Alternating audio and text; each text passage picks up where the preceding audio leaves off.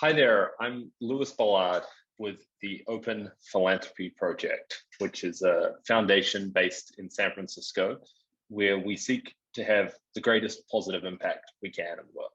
And given that, I am delighted to be speaking to you at the launch of the China Vegan Society. I'm so excited about this event and so excited that Jinyi invited me to speak here today. We do work globally to support the advancement of veganism and plant-based meats, and more generally, a healthier trajectory for the world in its consumption of meat. And I want to share with you just a couple of things we've learned along the way, a couple of tips, and also more generally, a congratulatory message for the China Vegan Society.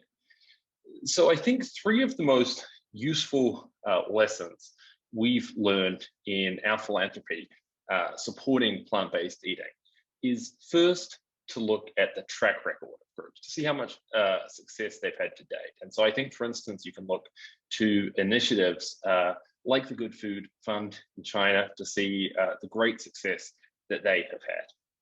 Second, we think it's been really valuable to test ideas and to test messages. And so, for instance, we've seen with ads online in the US in persuading people to eat vegan or to eat less meat, how important it is to test out different messages to see which of those messages really resonates.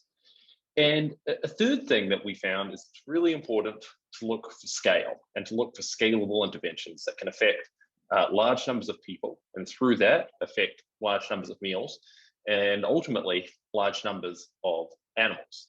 And of course, that's one reason why it's so exciting that you're doing what you are in China and more broadly in East Asia. Obviously, East Asia accounts for such a large proportion of the world's humans and animals.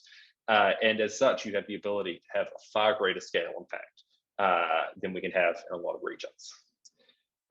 In terms of some of the most important opportunities we've seen to advance veganism, to advance plant-based eating, we're really excited first about promoting some of the new generation of plant-based meats.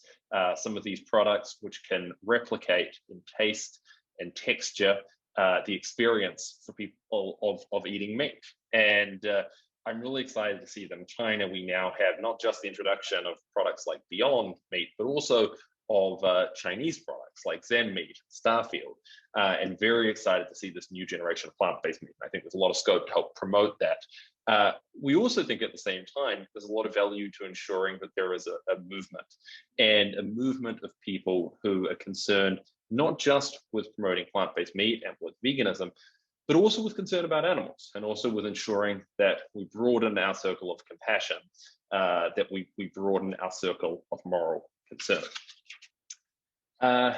Finally, I want to share just a little lesson that we've learned along the way in philanthropy about the relative value of different approaches. And I think one of the things that's really struck us as we did a little bit of impact investing, but then ultimately have focused more on philanthropy, is seeing that although there are very exciting investment opportunities on the plant-based meat side in particular, that there's a really great need for philanthropy, that thankfully there are now a huge number of investors who are willing to put money into plant-based meat companies. There's always a need for more of that. There's always a need for more of that investment.